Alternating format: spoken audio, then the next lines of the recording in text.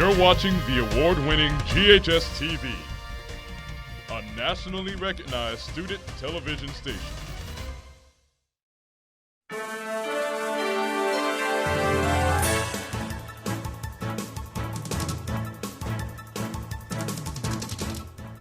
Welcome to Red Devil Newsbeat, your roundup of the day's top stories you need to know. I'm Caitlin Poindexter. With me is Jemiah Chase, the Mid-South Beat anchor. Good morning, Jemiah. Good morning, Caitlin. Sports Beat anchor Aaron Parker will join us later in the show. But first, here's the news from around the world.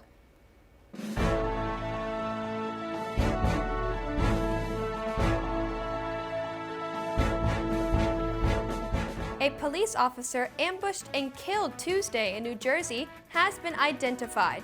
Detective Joseph Seals was one of the 4 people killed during an hour-long standoff and firefight between 2 suspects and law enforcement.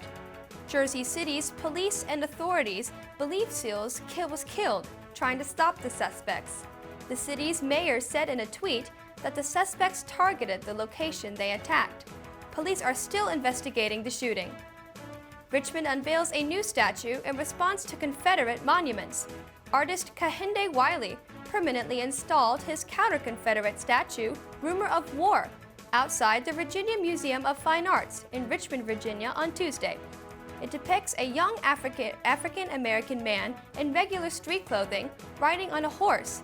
Wiley modeled it after a statue of Confederate General J.E.B. Stuart. He said the work was his response to the Confederate statues that are ever present across the South. A sweet kiss for all. Hershey's Kisses cereal has been unveiled. General Mills and Hershey's teamed up to bring you an extremely sweet breakfast cereal. The pieces are shaped like Hershey's Kisses and reportedly turns milk chocolatey almost immediately. It should be widely available in limited stores starting in January. Now here's Jemiah Chase with today's Mid-South Beat.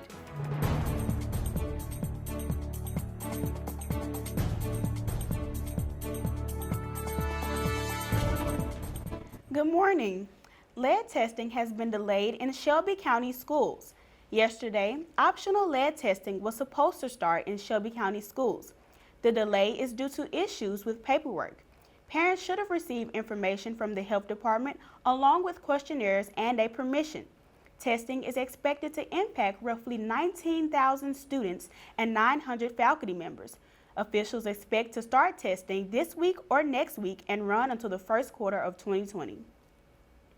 A local company wants to dump waste into your drinking water. The Collierville Carrier Corporation is asking permission to dump wastewater into the area's aquifer. The Carrier Corporation filed an application to Shelby County Health Department for permission to install a well at their property. The well would take the company's wastewater and dump it into the Memphis aquifer that provides us with drinking water. It would save the company hundreds of thousands of dollars a year. Christmas came early for some local Burlington Coat Factory shoppers. A Memphis man paid off layaway balances for more than 200 customers at the Park Avenue location. Local philanthropist Avon Fogelman paid off items such as cold weather essentials, kids apparel, and toys. He says he does not celebrate the holiday himself, but has continued this tradition for the past 3 years. Such an act of kindness keeps us all in the Christmas spirit. Every year, the National Civil Rights Museum honors outstanding individuals for their contributions to civil and human rights. The Keeper of the Dream Award recognizes young teens who are making a difference in their communities. Red Devil Newsbeat reporter Madison Ricks, along with videographer Alexander Drown, introduce us to some of these inspiring teens. Each of today's honorees started somewhere with small steps that led to something bigger.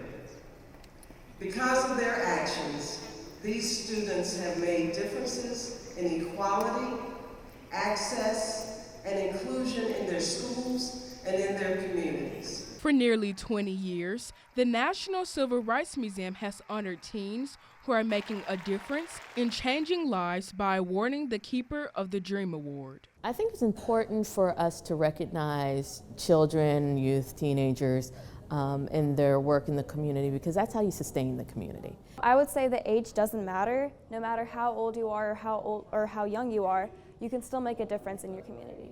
Embodying the spirit of Martin Luther King Jr., the winners of the Keeper of the Dream Award provide support, leadership, and empowerment to their peers and their community.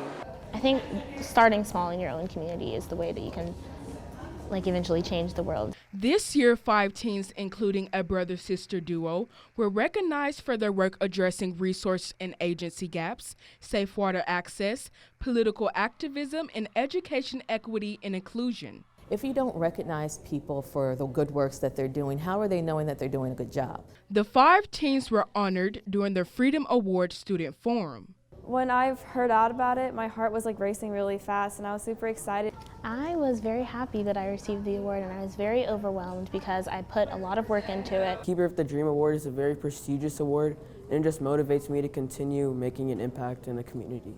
Making substantial change within the community takes commitment and drive. The winners of 2019's Keeper of the Dream Award embody just that. If you really love what you're doing, then to keep on doing it. I would say to never give up and just always keep moving forward and just do whatever you can to help make the world a better place. Reporting for Red Devil Newsbeat, I'm Madison Ricks.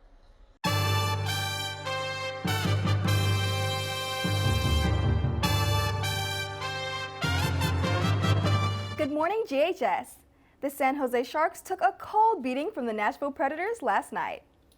Traveling up and down the ice all first period, Callie Jornkork for the Predators finally scored in the second half. But it came close a number of times with a total of 24 saves by the net. Thanks to Jose Cerros, the Predators got the lift they needed to rule the night.